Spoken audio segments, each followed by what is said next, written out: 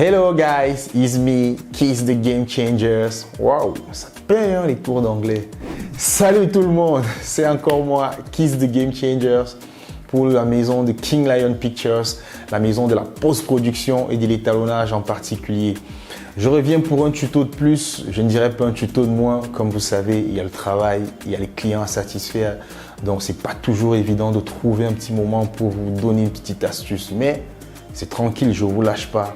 Quand je peux, je le fais. Aujourd'hui, on va voir un outil magique dans DaVinci Resolve. Je dis magique parce que cet outil va vous permettre de gagner non seulement du temps, mais aussi de l'argent. Cet outil s'appelle Color Trace.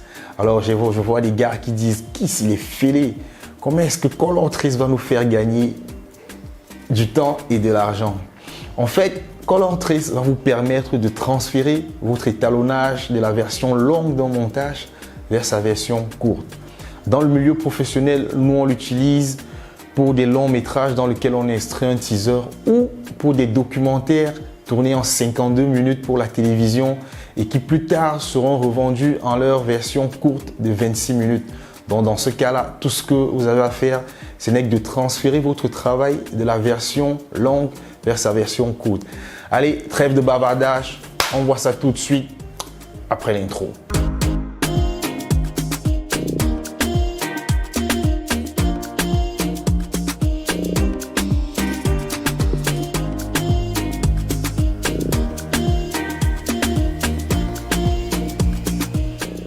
Nous voici donc sur notre aide de jeu qui est DaVinci Resolve.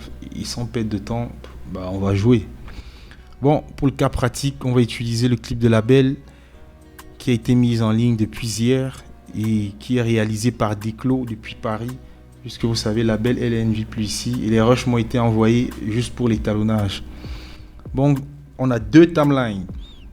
On a label étalonné et label teaser. Label étalonné, ça c'est le clip entier. Donc si je double-clique dessus, ça s'ouvre, je vais dans l'onglet couleur et là vous pouvez vous rendre compte que les images sont bel et bien étalonnées.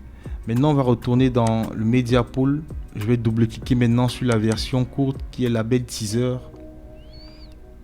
Voilà, et on va dans l'onglet couleur. Vous voyez, c'est différent de l'autre, c'est fade, c'est pas du tout étalonné.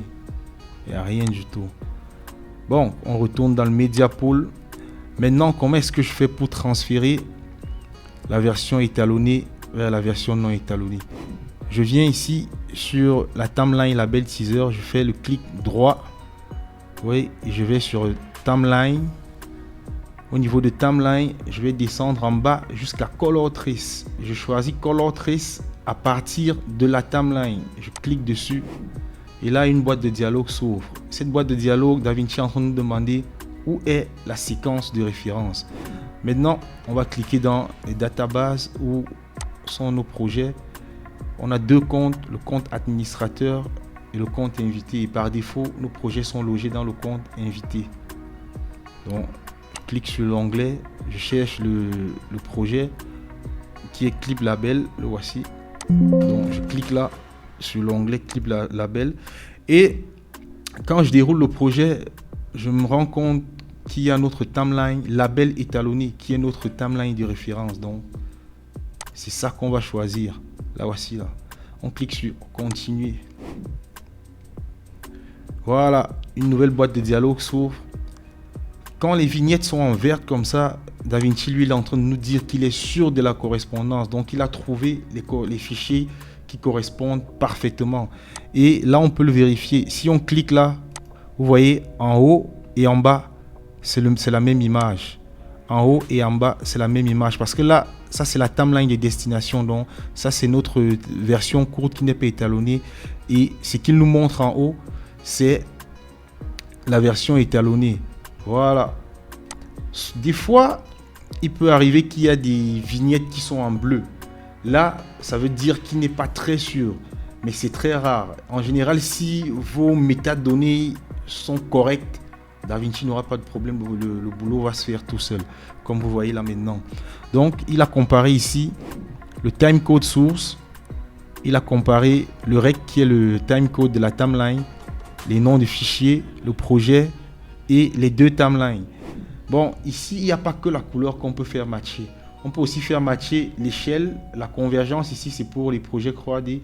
Vous pouvez aussi faire matcher les Power Windows, dont les masques. Donc, une fois que c'est bon comme c'est là, on va cliquer sur Copy Grade and Exit. On clique. Waouh, magie. Et si on double-clique maintenant sur notre timeline label teaser, on va dans l'onglet Color. Vous voyez que tout est étalonné. C'est la magie. Et vous avez... Bon, est-ce que vous vous rendez compte? Ce que les monteurs font même toujours, c'est quoi? C'est que s'ils ont 3 versions de montage à faire, ils vont monter les 3 versions et ils vont vous l'envoyer. Donc, ils ne vont pas attendre que vous finissiez d'étalonner la version longue pour tirer la version courte et le teaser. Non, ils font jamais ça.